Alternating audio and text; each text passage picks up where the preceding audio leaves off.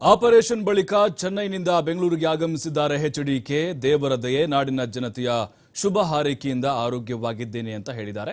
ಶಸ್ತ್ರಚಿಕಿತ್ಸೆ ಆದಮೇಲೆ ಚೆನ್ನೈನಿಂದ ಬೆಂಗಳೂರಿಗೆ ವಾಪಸ್ ಆಗಿದ್ದಾರೆ ಮಾಜಿ ಮುಖ್ಯಮಂತ್ರಿ H D Kumaraswamy.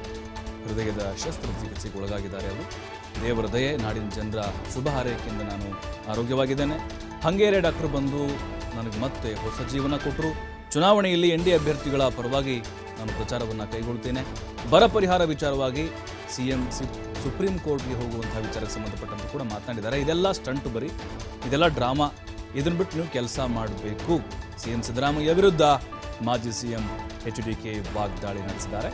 Operation success ಆದಮೇಲೆ ಬೆಂಗಳೂರಿಗೆ ವಾಪಸ್ ಆಗಿದ್ದಾರೆ. ಕೆಂಪೇಗೌಡ ಏರ್ಪೋರ್ಟ್ನಲ್ಲಿ ಮಾತಾಡಿದ್ದಾರೆ.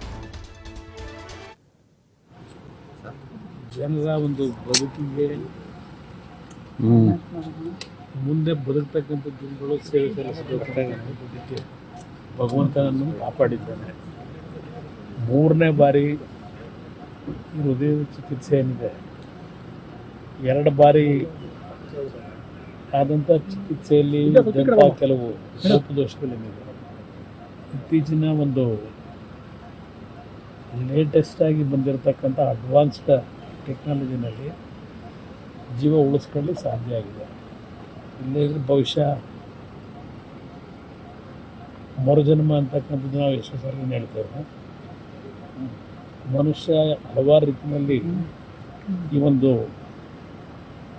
ತಾಂತ್ರಿಕ ಇದರಲ್ಲಿ ಏನು ಮುಂದುವರೆದಿದ್ದಾರೆ, ಅದರಲ್ಲೂ ವೈದ್ಯಕೀಯ ರಂಗದಲ್ಲಿ ಹಲವಾರು ರೀತಿಯ ಅಡ್ವಾನ್ಸ್ ಎಕ್ವಿಪ್ಮೆಂಟ್ಗಳು ಇವತ್ತು ಬರೋದ್ರಿಂದ ಮನುಷ್ಯನ ಒಂದು ಜೀವಕ್ಕೂ ಸಹ ಒಂದು ಲೈಫ್ ಕೊಡ್ತಕ್ಕಂಥದ್ದು ಏನಿದೆ.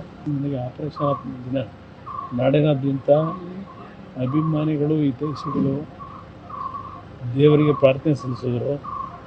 ಆ ದೇವರ ಅನುಗ್ರಹ, ಅವರ ಒಂದು ಪ್ರಾರ್ಥನೆ ಫಲ ಕೊಟ್ಟಿದೆ ಅಂತಕ್ಕಂಥ ನನ್ನ ಅಭಿಪ್ರಾಯ.